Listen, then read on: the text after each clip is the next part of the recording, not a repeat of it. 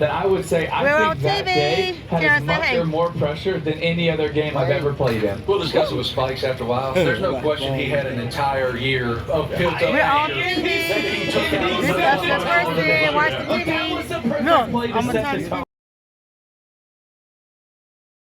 Story, but ultimately, me and Terrence are in the front on a TV screen in the middle. Everything I wave my hand. Especially when it comes to any sort of sanctions. I don't think this is going to have any impact on Michigan season. I truly don't. I think they're the best team in America right now. That's my opinion. And so I'll be fascinated to see. Okay, but will it affect their production, or will it affect what there we go against them? If this truly has the merit it seems to have within the reporting, ultimately, I don't think it's going to.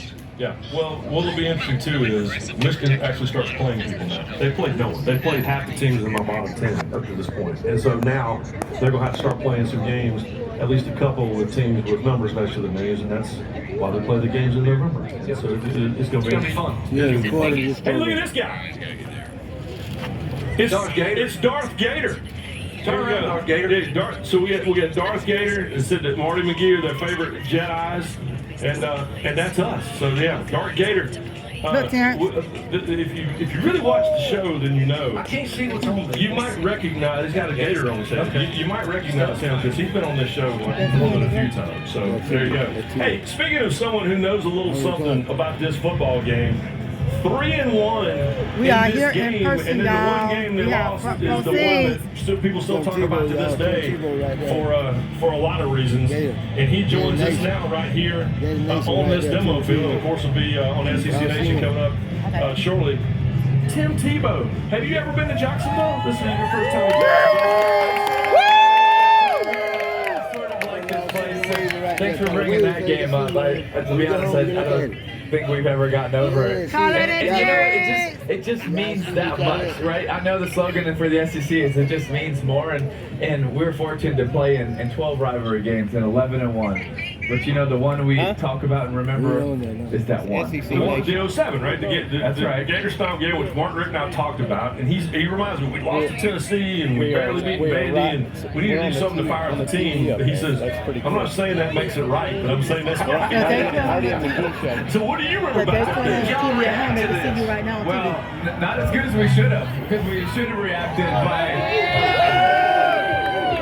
having a little bit more physicality ourselves. We actually, I believe, drove down and scored the next drive, but you know, I think that was a learning lesson for us of how to match the intensity and surpass it, of how to match up physicality and surpass it, of how when you get hit in the face a little bit and you start to bleed, that you absorb it, but then you learn to punch back. And I think that day was one of the biggest catalysts for us being a great team the next year and winning the national championship, because we gave up 42 points that day, and the offense, defense, special teams, none of us played the way that we should. But do you know how many workouts that all season were the number 42? The number 42. You know how many finishers we had of 42 push-ups and 42 sprints over and over and over again? And that's why I would say next year, when we faced Georgia here, when they were supposed to be one of the best teams in the country, and so many great players, which they always had.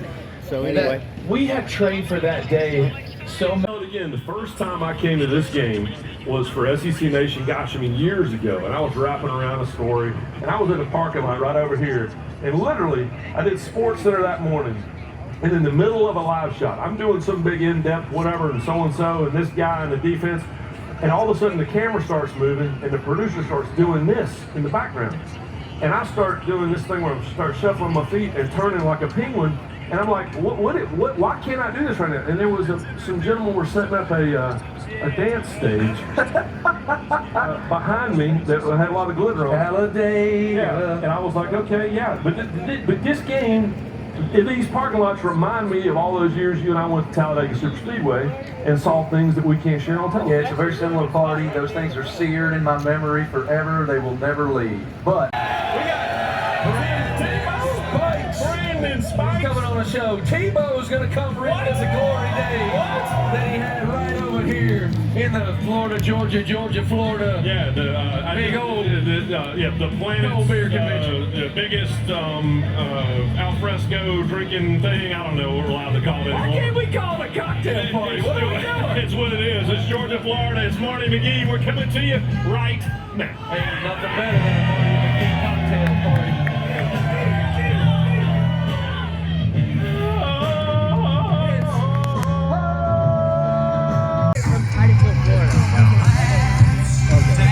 All right. We got Tupelo, Nashville.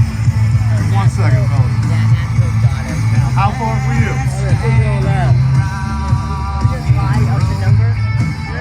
It was 700 at the. You must have heard me wrong. All right. Western Pennsylvania. What city in Pennsylvania? All right, hang on. Anybody else? Anybody else want to give me a distance or a good Georgia, Florida tattoo for 2 SEC championship tickets? Guys, I need y'all to lively up a little bit for me. Come on. I know it's early, so let's get it out.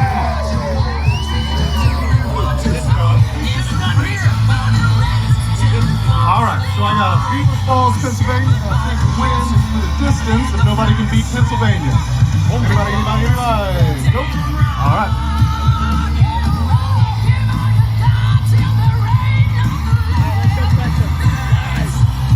Hey, what's your bingo? I'll bingo you $200 for those tickets right now.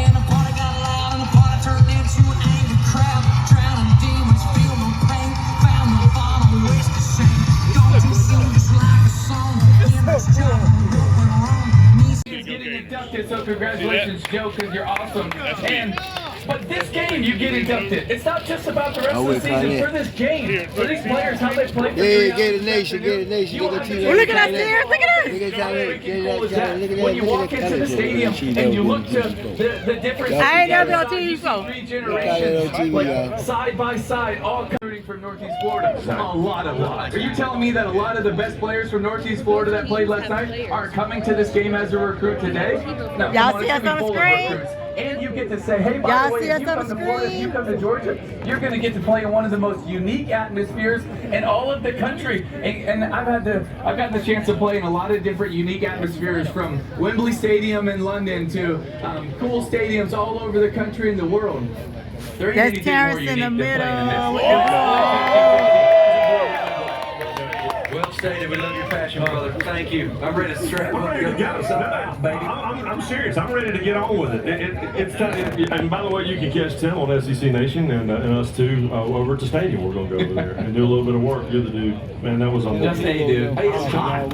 It is hot. It is. Because we're. It's going to stay hot.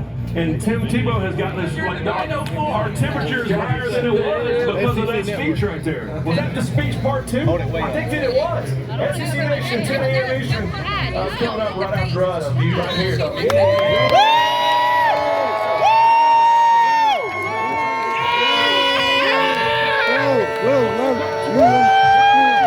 Gator Nation, Gator Nation, Gator Nation, Gator Nation, Gator Nation.